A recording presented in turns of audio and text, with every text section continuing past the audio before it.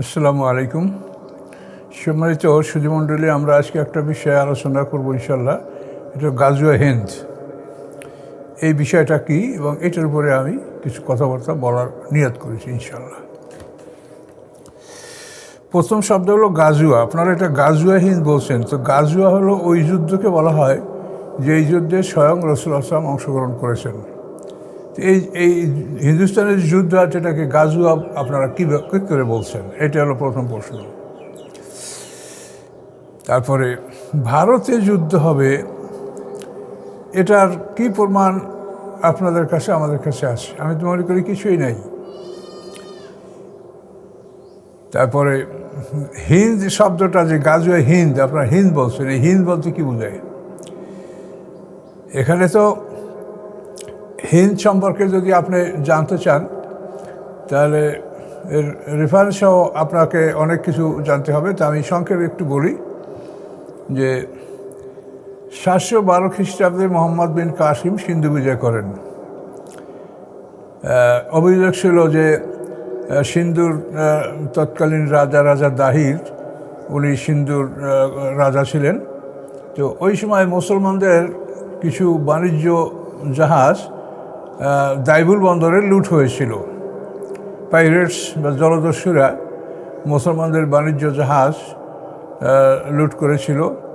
তো এইটার প্রতিবাদে হাজ্জাজ ইবনে ইউসুফ, এটা 60 হিজরি থেকে 70 হিজরি এর মাঝখানের সময়ের ঘটনাটা।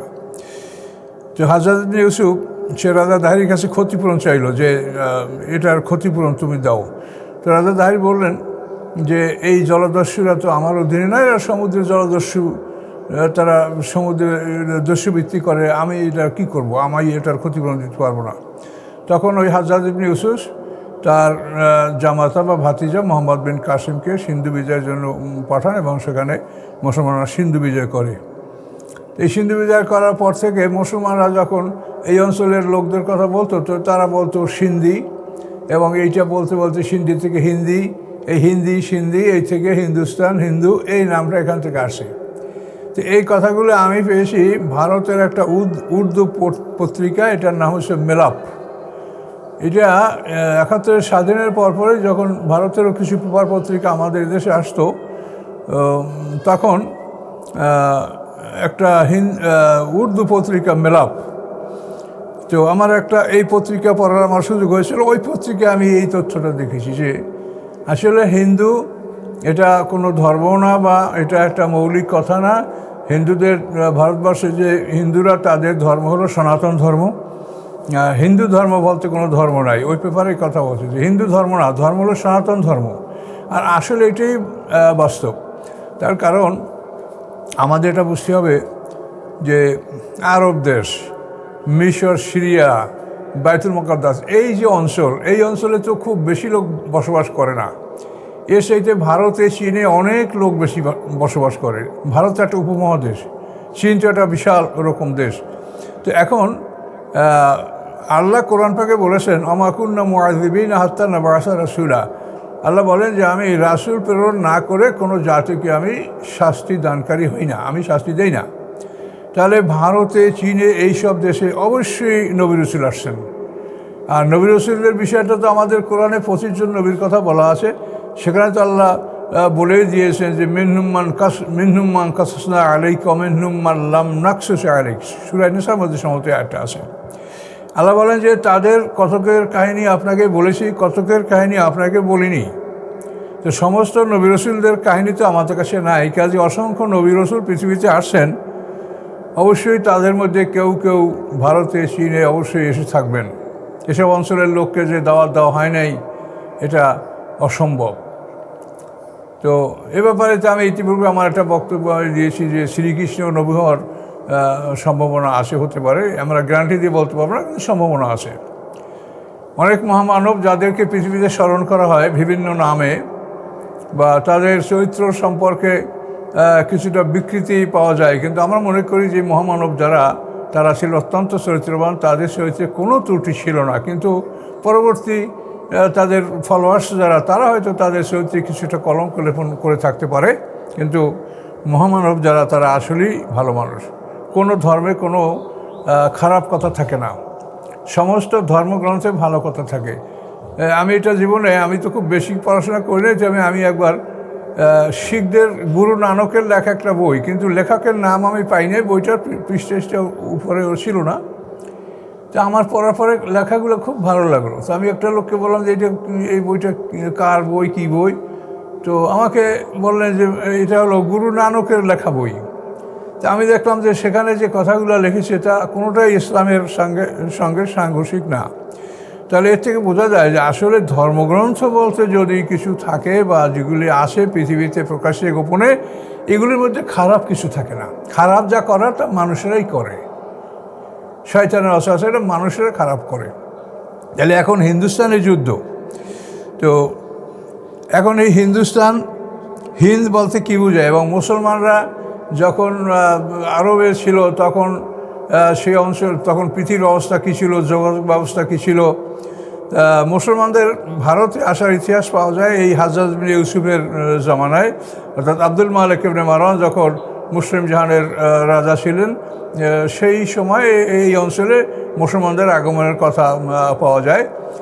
দাইবুল বন্দরের মুসলমানদের জাহাজ লুট হওয়া, তারপরে আরও ইতিহাস পাওয়া যায় যে ইউরোপের ভেনিস বন্দরে মুসলমানরা, আরবের নাবিকরা তারা সেখানে ভারতীয় মশলা, ভারতীয় পণ্য তারা ইউরোপের ভেনিস বন্দরে বিক্রি করত। তো মুসলমানরা আসছে, কিন্তু রাসূল সাল্লাল্লাহু আলাইহি ওয়াসাল্লামের জমানায় নয়। আল্লাহ রাসূল তার জীবদ্দশায় 85টা যুদ্ধ হয়েছে, তার মধ্যে হিন্দুস্তানে অভিযান এরকম কোনো যুদ্ধের ইতিহাস আমরা পাই না।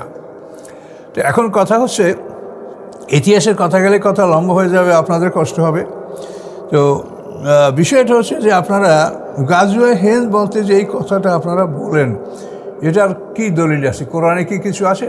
নাই। বিশুদ্ধ হাদিসে আছে? তাও নাই। দুর্বল সূত্রে এইটা বলা হচ্ছে গাজওয়ে হিন্দ।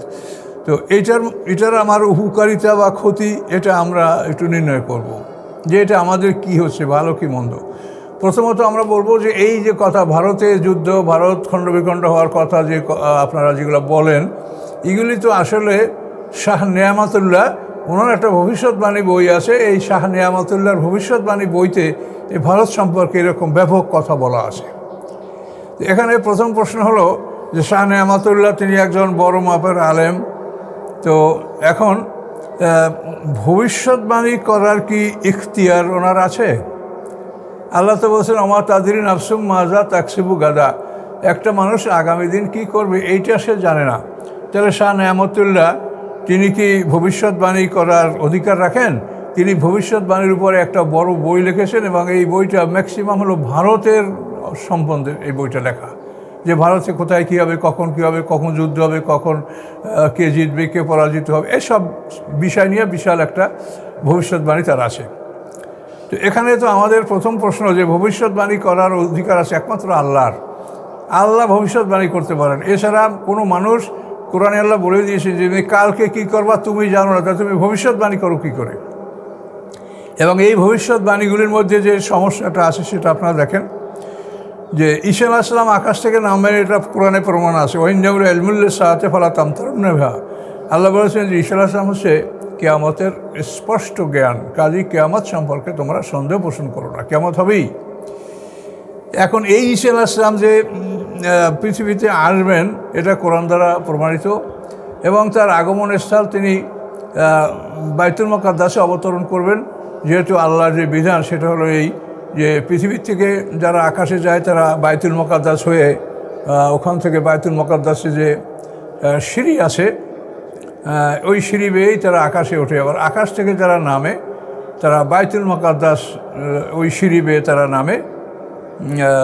তো ওই সাকরা পাথরের সাথে এই সিঁড়ির সম্পর্ক, এই জন্য ঈসা আলাইহিস সালাম ওখানে নামবেন। তাহলে ঈসা আলাইহিস সালাম ওখানে নামবেন, এবং ঈসা আলাইহিস সালাম আসার পরে যুদ্ধ হবে। এবং ঈসা আলাইহিস সালাম সম্পর্কে কোরআনে স্পষ্ট বলা আছে যে ক্বালাল্লাহু ইয়া ঈসা ইন্নী মুতাওয়াফফিকা ওয়া রাফিউকা ইলাইয়া মুতাহহিরুকা মিনাল্লাযিনা কাফারু ওয়া জাইলুল্লাযিনা ইত্তাবাউকা ফাওকাল্লাযিনা কাফারু ইলা ইয়াউমিল কিয়ামাহ। এই আয়াতে আল্লাহ বলেছেন যে হে ঈসা, তোমার অনুসারীদেরকে আমি কাফেরদের উপরে রাখবো। তাহলে ঈসা আলাইহিস সালামের অনুসারী যারা, তারা হলো মুসলিম, তারা ইহুদি, খ্রিস্টান, মুসলিম যে কোনো ধর্ম থেকে যারা ঈসা আলাইহিস সালামের অনুসারী যারা হবে, তো ঈসা আলাইহিস সালামের অনুসারী যারা হবে, অর্থাৎ তিনি যখন আকাশ থেকে নামবেন, তো তার অনুসারী যারা হবে, আল্লাহ বলছেন যে তাদেরকে আমি কাফেরদের উপরে রাখবো। তাহলে ঈসা আলাইহিস সালাম পৃথিবীতে আসার আগে ইমাম মাহাদির কথা বলা হচ্ছে। যদি ইমাম মাহাদি আসেন, সেও তো ভারতবর্ষে আসবে না। আপনারা ভারতবর্ষের যুদ্ধ, এই কথাটা আপনারা কীভাবে বলছেন? ইমাম মাহাদি আসেন, তিনি ওই মধ্যপ্রাচ্যে, সিরিয়ায়, আরবে, এই সব ভূমিতে তিনি আসবেন। আর ইমাম মাহাদি, এটা খুব গুরুত্বপূর্ণ বিষয় না, এটা আমি আপনাদেরকে আগেও বলেছি যে পৃথিবীতে এখন আর কোনো নূতন আসমানি কিতাব আসবে না। ঈসা আলাইহিস সালাম আসবেন, কোরআন প্রচার করবেন। ইমাম মেহেদী আসবেন, কোরআন প্রচার করবেন। তাহলে তারা যেটা করবে সেটা তো আপনারা হাতে নিয়ে বসে আছেন আগের থেকেই। কাজেই তাদের ব্যাপারটা আপনারা এত গুরুত্ব, এত হইচই কেন করছেন? ইমাম মেহেদী কি নূতন কোনো নবী বা সে নূতন কোনো কেতাবের মালিক হবে? এই কোরআনের কথাই বলবে, তা তো আপনাদের কাছে আছে। তো এখন এটা স্পষ্ট যে ইসলাম বা দিন কায়েমের জন্য ঈসা আলাইহিস সালাম যদি সংগ্রাম করেন, তো এটা মধ্যপ্রাচ্যই হবে, যেহেতু ঈসা আলাইহিস সালাম বাইতুল মুকাদ্দাসে অবতরণ করবেন। এবং যেটা আমরা তাফসিরে পাই, কতখানি সত্য মিথ্যা আল্লাহ ভালো জানেন, যে যখন ইমাম মাহাদি আসরের নামাজের একামাত হয়ে যাবে, এমন সময় ঈসা আলাইহিস সালাম বাইতুল মুকাদ্দাস থেকে অবতরণ করবেন, তাকে সিঁড়ি দিয়ে নামানো হবে এবং ওই জামাতে তিনি সামিল হবেন। তখন ইমাম মাহাদি তাকে জায়নামাজ ছেড়ে দেবেন, কিন্তু ঈসা আলাইহিস সালাম বলবেন যে এই অক্ত আমি আপনার পিছনে নামাজ পড়ব, যাতে মানুষ জানতে পারে যে আমি কোনো নূতন ধর্ম বা আমার ঈসাই খ্রিস্টান ধর্ম ইনজিল কেতাব প্রচার করতে আমি আসিনি, আমি কোরআন প্রচার করার জন্য আসছি। আমি কোরআনের অনুসারী, মুহাম্মদ সাল্লাল্লাহু আলাইহি ওয়াসাল্লামের অনুসারী। এটা প্রমাণের জন্য ঈসা আলাইহিস সালাম ওই এক ওয়াক্ত নামাজ ইমাম মাহাদির পিছনে আদায় করবেন। এরপরে তিনি নিজে ইমামতি করবেন, যুদ্ধ পরিচালনা করবেন। তো এগুলি তো সব মধ্যপ্রাচ্যে হবে। তো আপনারা ভারতে এটা নিয়ে আসলেন কীভাবে? এটা নিয়ে আসেন ওই নিয়ামতুল্লাহর ভবিষ্যৎবাণী এই ভারতে। তো এইটার দ্বারা আমাদের একটা ক্ষতি হচ্ছে। প্রথমত এই কথাটা কোরআনের না, আপনারা কেন এটাকে হাইলাইট করছেন?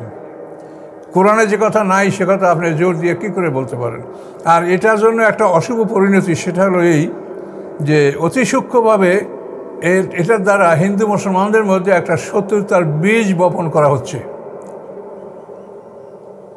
দেখেন, ফিরআউন যখন জানতে পারছিল যে বনী ইসরাইলের একটা ছেলে তার হাতে তার সাম্রাজ্য ধ্বংস হবে, তখন ফিরআউন অ্যাকশনে যায় নাই।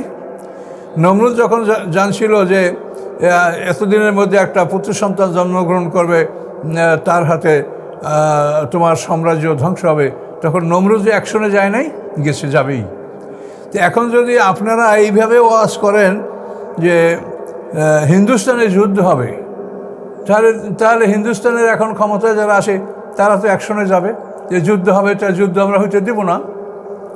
তাহলে আপনারা অযথাই মানুষকে বিপদে ফেলছেন একটা কাল্পনিক কথা দ্বারা। আপনারা ভেবে দেখেন, এটা একটা কাল্পনিক কথা। হিন্দুস্তানের যুদ্ধ যদি হয়, তো যুদ্ধ হবে মধ্যপ্রাচ্যে।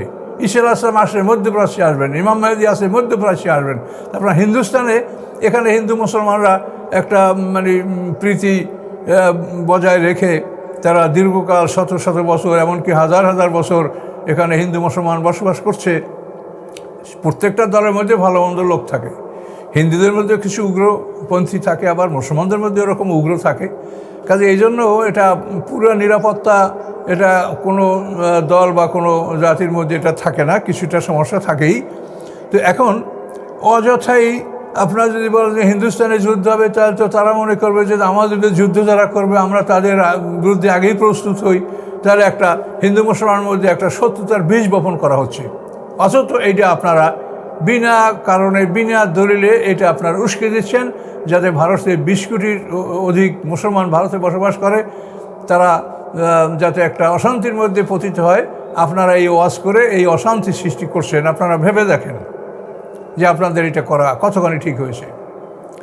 কাজে আপনারা কোরআনে কোনো কথা থাকলে আমি বলবো না যেটা আপনি বলেন না, কোরআনে থাকলে বলেন, কিন্তু আপনার তো কোরআনে নাই। ভবিষ্যৎবাণী করার মালিক হলো আল্লাহ। আল্লাহ ভবিষ্যৎবাণী করেছেন কিয়ামত হবে, বিচার হবে, এটা আল্লাহর ভবিষ্যৎবাণী।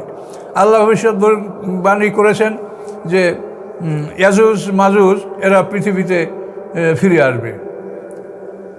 ইয়াজুজ মাজুজ ফিরে আসার ব্যাপারে কোরআনে স্পষ্ট আয়াত আছে। অমিনকুল্লি হাদাবে ইয়ানসিলুন, যখন তারা পৃথিবীতে আসবে তখন মনে হয় যেন প্রত্যেকটা উঁচু স্থান থেকে তারা গড়িয়ে গড়িয়ে পড়ছে।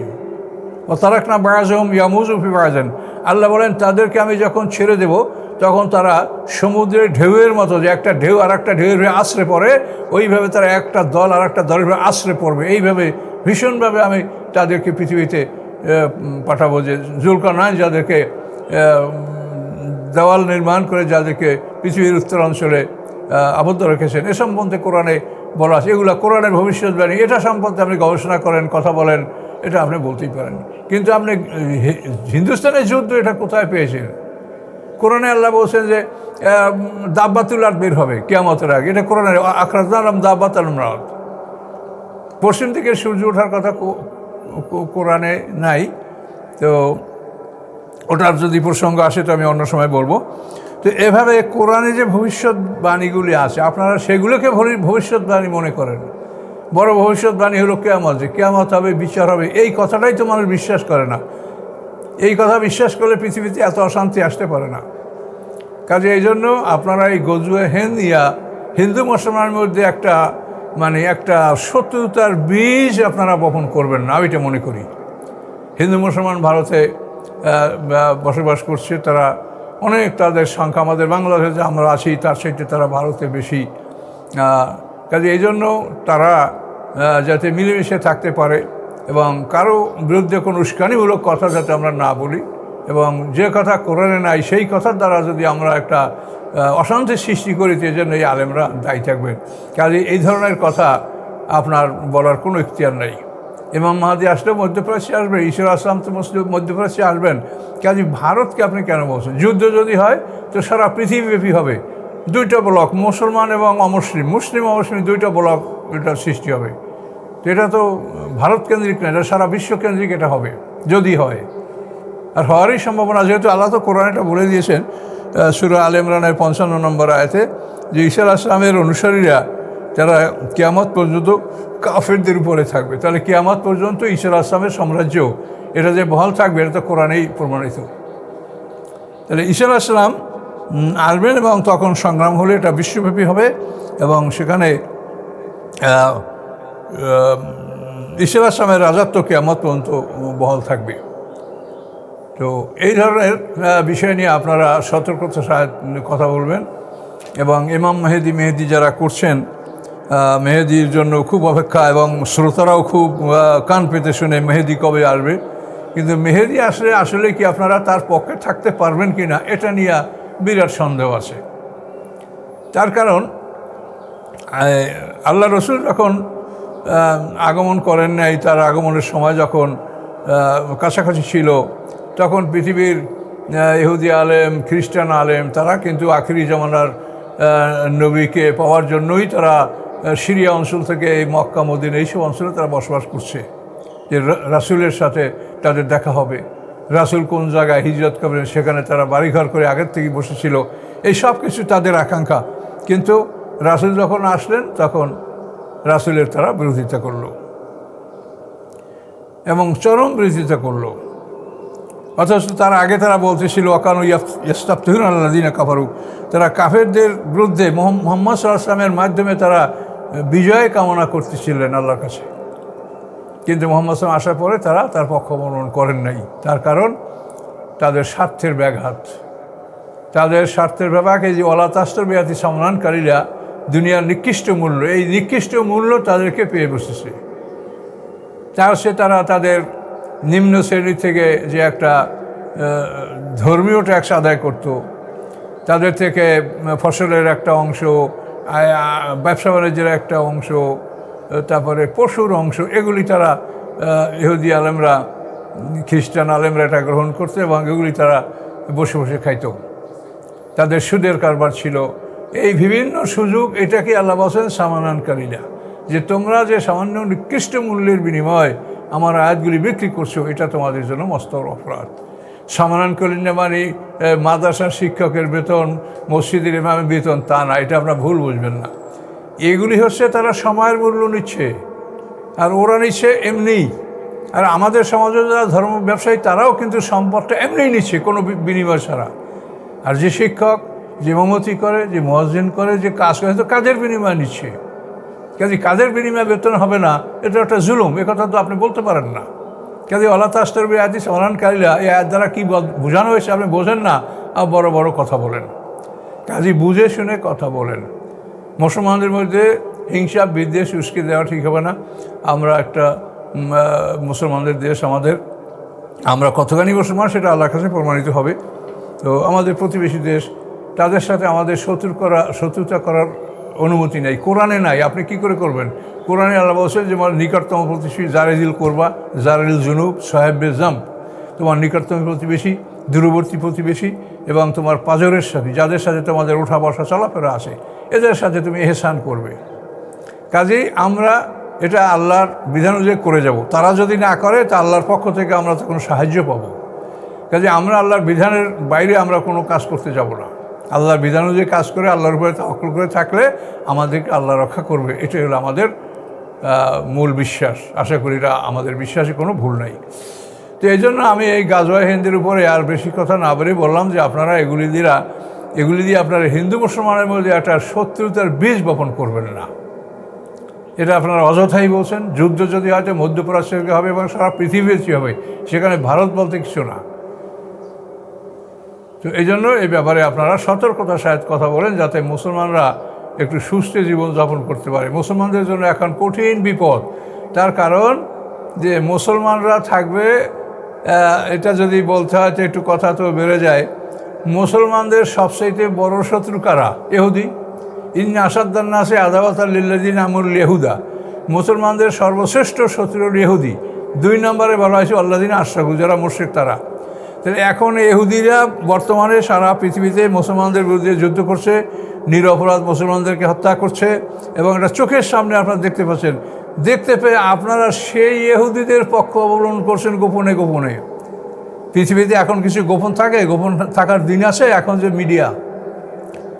কাজে এখন যদি আপনারা আপনাদের কঠিন শত্রু ইহুদিদের পক্ষ অবলম্বন করেন, তো 2 নম্বর শত্রু হলো মুশরিক। এখানে যদি যুদ্ধ হয় তখন সম্ভাবনা আছে যে আপনারা আবার মুশরিকদের পক্ষে যাবেন। আপনি মন খারাপ করবেন না, আমি যেটা বাস্তব সেটা আমি বলছি, যে আপনারা কঠিন শত্রু যেটা কোরআনে বলা 2 নম্বর হলো মুশরিক, যে কঠিন যারা 1 নম্বর, সেইটার বিরুদ্ধে না যে আপনারা সেইটার পক্ষ অবলম্বন করছেন, তাহলে ভারতে যদি আবার যুদ্ধ হয় সে সময় তো আপনারা মনে হয় যে ওই শত্রুর পক্ষই অবলম্বন করবেন, নাউজুবিল্লাহ। কাজে এগুলো আপনারা দেখেন, অত্যন্ত দুঃখজনক ইতিহাস হলো মুসলমানদের। 57টা রাষ্ট্র, তারা এই যে জুলুম অত্যাচার, এটার পক্ষে তারা কোনো কথা বলে না, কোনো কাজ করে না। হ্যাঁ, তারা যেখানে ফাঁক পায় সেইখানে বড় বড় কথা বলে। আমি ইসলামী বক্তাদের প্রতি আমার একটা খুব দুঃখ, যে তারা যখন স্টেজে ওঠে তখন মনে হয় যেন সে পৃথিবীর বাদশা, সে সবই একেবারে তার হাতে। মানুষের উনি আওয়াজ করে আর মানুষ জনগণ নারায়ে তাকবীর বলে, মনে হয় যে ওনার সব কিছু ওনার, হইচই শুরু হয়ে যায়। এগুলি কোনো কথা? আপনি জ্ঞানের কথা বলেন, চিন্তা ভাবনা করে কথা বলেন। আপনার হইচই করার কী ক্ষমতা আছে? সারা বিশ্বের মুসলমানদের কী অবস্থা, এজন্য কি আপনাকে জিজ্ঞাসা করা হবে না? আপনারা হাদিসের ব্যাপারে অনেকটা আমাদের সেইটি মনে করেন, আমরাও হাদিস মানি, কিন্তু আপনারা আমাদের যে বেশি মানেন। হাদিসে আল্লাহ শিক্ষা বলে নাই যে সমগ্র পৃথিবীর মানুষ একটা দেহ, এজাস্তাকা আইন আস্তাকা করলু, এই দেহের যদি চক্ষু মানে ক্ষতিগ্রস্ত হয়, মানে রোগে আক্রান্ত হয়, তার সমস্ত শরীরটার রোগে আক্রান্ত হলো। যদি একটা মানুষের আঙ্গুল আক্রান্ত হয়, তার সমস্ত দেহটাই আক্রান্ত হলো। এইভাবে সমগ্র পৃথিবীর মুসলমানরা একটা দেহ, এটা আল্লাহ রাসূল বলেন নাই? তাই যদি হয় তাহলে এই যে গাজা, ফিলিস্তিন, প্যালেস্টাইনে, এই মধ্যপ্রাচ্যে যে মুসলমানদেরকে মারা হচ্ছে, তাতে তো আপনারা একটুকু ব্যথা পান বলে মনে হচ্ছে না। তাহলে মনে হয় যে সমস্ত মুসলমান যে একটা বডি, আপনারা এই আওতার মধ্যে আসেন নাই, তাই নাকি? তাহলে এইগুলো বিশ্বাস করেন, এইগুলোর উপরে চিন্তাভাবনা করেন, এবং এগুলি সম্পর্কে আপনাকে প্রশ্ন করা হবে। এগুলি সম্পর্কে প্রশ্ন করা হবে। এগুলি খুব সোজা ব্যাপার না যে আপনাদেরকে খেলাফতের দায়িত্ব দেওয়া হয়েছে, ইমামতের দায়িত্ব দেওয়া হয়েছে, আপনারা কী করেছেন? তো এই জন্য এসব বিষয়গুলি আপনারা সতর্ক হন, সচেতন হন, সত্য কথা বলার চেষ্টা করেন, সত্য কথা বলার সাহস রাখেন। কাজেই ওই বাতিলের পিছনে সম্পদ সব রাজতন্ত্রের বাদীদের হাতে, তো আপনি সম্পদ দিয়ে কী করবেন? সম্পদ দিয়ে ওরাই বা কী করবে? খালি হাতে সবাই যাবে। কাজে এই সম্পদ নিয়ে কারাকারি, এটা হলো এই পৃথিবীর একটা স্বভাব। আল্লাহকুমুত তাকাসুর হাত্তা জুরতুমুল মাকাবির, কবর পর্যন্ত না যাওয়া, কবরের সম্মুখে না যাওয়া পর্যন্ত আমরা এই দুনিয়ায় ধন সম্পদ নিয়েই কারাকারি করতে থাকবো, এটা আল্লাহ বলেছেন। তো যাই হোক, সম্মানিত শুধু আমি কথা আর দীর্ঘ করতে চাই না, যে আপনারা এমন কোনো কথা বলবেন না আল্লাহর রাস্তায় যাতে মুসলমানরা অশান্তির মধ্যে পতিত হয়। আপনি খুব সতর্কতার সহিত কথা বলবেন ধীরস্থিরভাবে কথা বলবেন, যাতে মানুষেরা জ্ঞান পায়। কিন্তু আপনার স্টেজ উঠলে শোরগোল শুরু করে দেন, আর এই শোরগোল করতে পারলে সে বড় নেতা হয়, এই নাকি কথা? কাজে ব্যাপারে আপনারা সতর্কতা অবলম্বন করুন। আসসালামু আলাইকুম।